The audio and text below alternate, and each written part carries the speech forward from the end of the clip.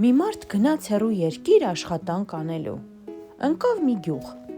Տեսավ այս գյուղի մարդիկ ձեռքով են փայտը կոտրատում։ Ախպեր, ասում է, ինչու եք ձեռքով փայտանում, միթե կացին չունեք։ Կացինն ինչ բան է, հարցրին գյուղացիք։ Մարդը իր կացինը գոտկից հանեց, փայտը ջարդեց, մանրեց, դարսեց մյուս կողմը։ Գյուղացիք էսօր տեսան վազին գյուղամեջ ձեն տվին իրար։ Տո եկեք, տեսեք կացին ախպերը ինչ արավ։ Գյուղացիք հավաքվեցին կացնի տիրոջ գլխին, խնդրեցին, աղաչեցին, շատ ապրանք տվին ու կացինը ձեռից նառան։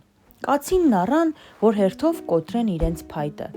Առաջին օրը տանուտերը տարավ։ Կացինը վրա բերավ, թե չէ, ոտը կտրեց։ Գոռալով եկավ գյուղամեջ։ Տո եկեք, կացին ախպերը կատաղել է, ոտս կծեց։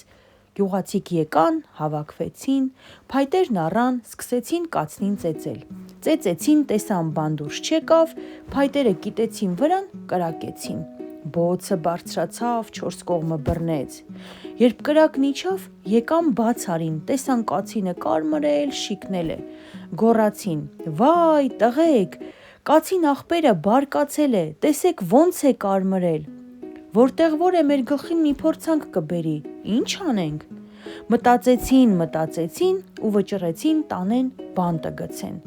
Տարան գցեցին տանուտերի մարագը։ Մարագը լիքը դարման էր։ Գցեցին թե չէ, կրակն առավ, բոցը երկինք բարձրացավ։ Գյուղացիք սարսափած վազեցին տիրոջ հետևից, թե եկ, Աստծու սիրուն, կացին ախպորը բան հասկացրու։